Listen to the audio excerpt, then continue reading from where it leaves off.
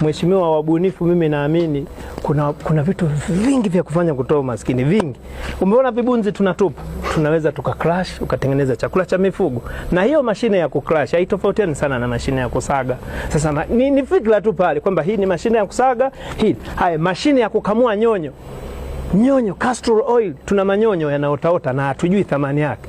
Haya mafuta yenye thamani duniani mheshimiwa ni nyonyo. Ukisikia magic medicine ni nyonyo ambayo unapaka nje inatibu ndani. Huoni ni hatari hiyo? Lakini sisi tunazichezea kwa sababu hatuna elimu nazo. Kwa hiyo tunaweza kutengeneza mashine ya kukamua nyonyo, yale mafuta tukayaweka yakawa yana thamani. Juzi nimeona Makete kule jamaa wanapiga ngano kwa miti. Nikawaza, hivi mpaka leo wanapiga ngano kwa miti wakati mashine simple tu dakika 2 imepepeta, mzigo unatoka unaenda unauza.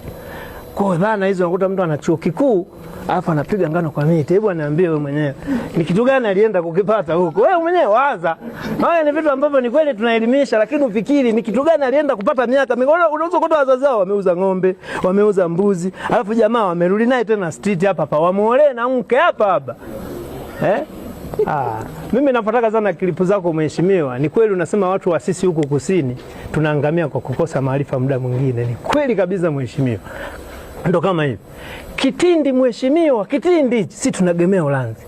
Lakini kitindi mheshimiwa wanatenzea nywele, wanatengenezea nyuzi, wanatenzea fiber za viatu. Kitindi kile wana produce vitu everything. Ukienda China saizi kitindi ni mali ya thamani. Huwezi kukikuta street.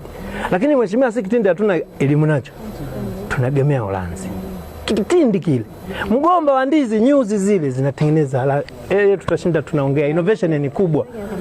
Yaani sayansi ni kubwa. Lakini elimu yako wewe ni? Mimi ni standard 7. Tena nahisi kama nilifeli kwa sababu baba alinipeleka shule, mimi ningamwambia baba huko sio kwenye kanipeleka VETA. Amenipeleka VETA tulikuwa tunasomea magari Peugeot za zamani. Sasa mzee Peugeot, what can you Peugeot? Alafu nina cheti cha VETA. Hata saizi ukinipeleka, ndio maana ukienda bandarini pale wanaoajiriwa wa China wanani. Kwa sababu sisi elimu yetu, mtu ana cheti cha engineer lakini hawezi kuoperate. Anaelewa vizuri? Hawezi kuoperate. Yule kule anaweza kuoperate pengine hana cheti. Ndio maana unakuta analeta kitu kinachosumbua ni hicho, ile professional. Hiyo una professional gani?